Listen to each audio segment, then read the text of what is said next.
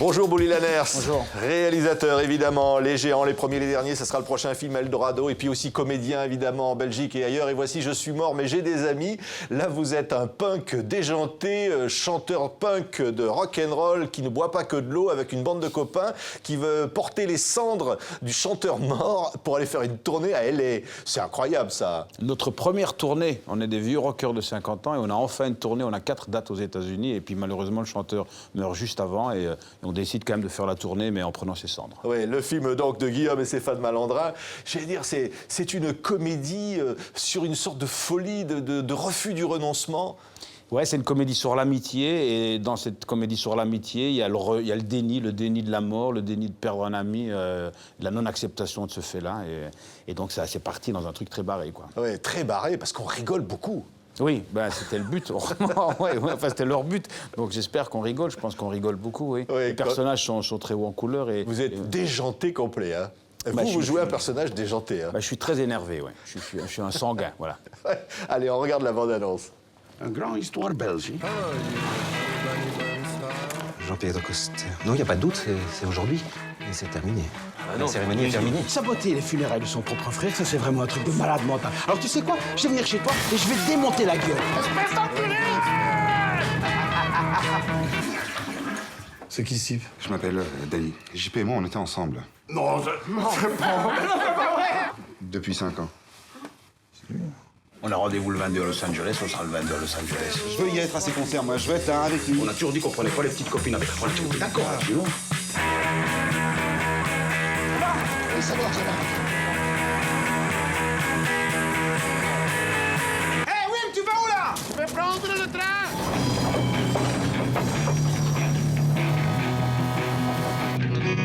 On est où là?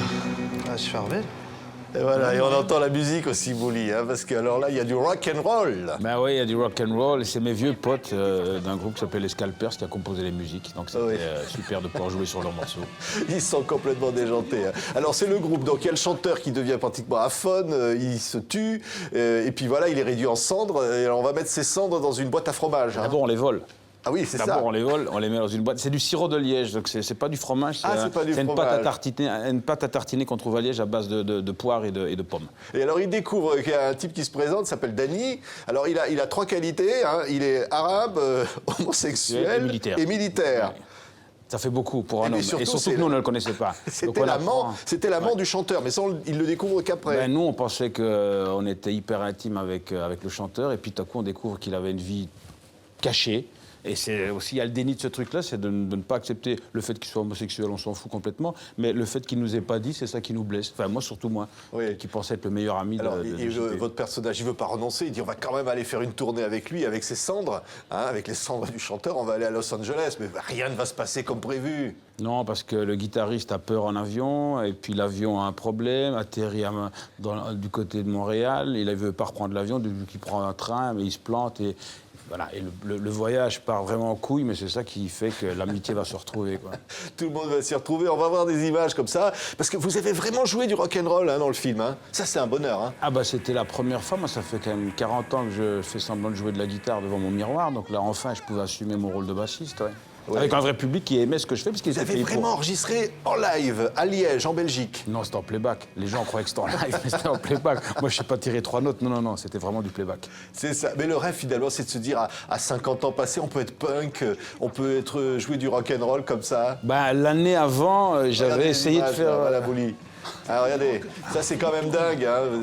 Vous pouvez être rock'n'roll, Bouli Lanners. Ben, je suis rock'n'roll. L'année passée, j'ai encore voulu faire un groupe de rock. J'ai des très bons noms de groupes de rock, mais malheureusement, j'ai pas de talent. Donc, on a fait un groupe de rock qui s'appelait You Beach et on a répété une fois, puis c'était mort. Voilà. Bon, allez, regardez encore quelques instants. Voilà, la bande-annonce, on l'a vue. Et alors, vous conduisez les grosses motos, les grosses cylindrées. C'est quoi être rock'n'roll, Bouli?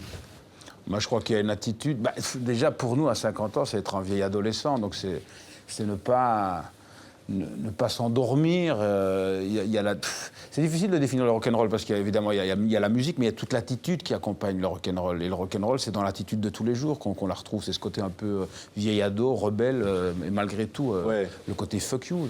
Ah oui, c'est ça. J'aime beaucoup ça. Ça reste toujours, c'est toujours quelque chose de fort. Bah, chez beaucoup de gens, ça s'est éteint, mais je pense que mais pas chez moi. Donc oui, je l'entretiens parce que c'est important aussi. Ça permet de rester un peu adolescent tout en étant un adulte, et ça permet de se remettre en question. Ça permet de ne pas s'endormir, de ne pas s'installer trop, de ne pas être trop dans le confort aussi, de garder une part de rébellion, même si elle est adolescente, mais ce qui permet d'avoir aussi des positions politiques peut-être plus tranchées que d'autres. Voilà. Ouais. Alors les réalisateurs ont dit dans le dossier de presse qu'en Belgique, à le comité de sélection du film, il y en a un qui a dit, écoutez, votre personnage, Danny, là, il est à la fois militaire arabe et homosexuel, c'est trop, il faudra enlever au moins une de ces qualités-là. Ouais, mais ça, c'est le propre des commissions de sélection, c'est que c'est une espèce de commission de censure, donc la morale et le bon ton interviennent, mais il faut passer au-delà. Voilà. Oui, mais il n'a pas été facile à faire, ce film. Hein. Non, moi j'ai lu le scénario. Produire. Personne ne voulait le produire. Moi j'ai lu le scénario, je pense, il y a 6 ans. Donc ça a été vraiment très très dur pour eux de monter le financement. Et finalement, ils ont trouvé le bon producteur, qui entre parenthèses est mon producteur aussi, et qui a enfin pu monter les financements, parce qu'il fallait tourner au Canada, il fallait qu'il y ait tout ce voyage qui soit inscrit dans le film. Ils ne pouvaient pas le faire à côté de chez nous, quoi. Oui, parce que du coup, au lieu d'aller à Los Angeles, ils vont se retrouver au Canada, donc à Shefferville. Alors ça c'est sympa. Hein. Ben ça, c'est vraiment le bout du monde. C'est-à-dire que faut prendre d'abord la route pour monter à plus de 1000 bornes au-delà de Montréal. Et là, on prend un train qui fait 500 km au milieu des bois. Et on se retrouve à Shefferville, qui est un petit bled minier où les Indiens habitent, parce que la mine a fermé. Et il n'y a pas de route. C'est-à-dire qu'on n'y accède que par le train, mais c'est 500 km de train. Donc on a un sentiment de bout du monde absolu. Donc on est chez les Inuits, les Indiens Inuits. On est près du pôle Nord. Une comédienne formidable, d'ailleurs. Elle est formidable. Mais ils étaient tous formidables. On a été super accueillis là-bas, parce qu'il y a 1000 habitants, c'est vraiment le bled. Il faut citer Lies Salem. Il y a Lies Salem, Wim Willard, Serge Kaboukine, il y a toutes des gueules.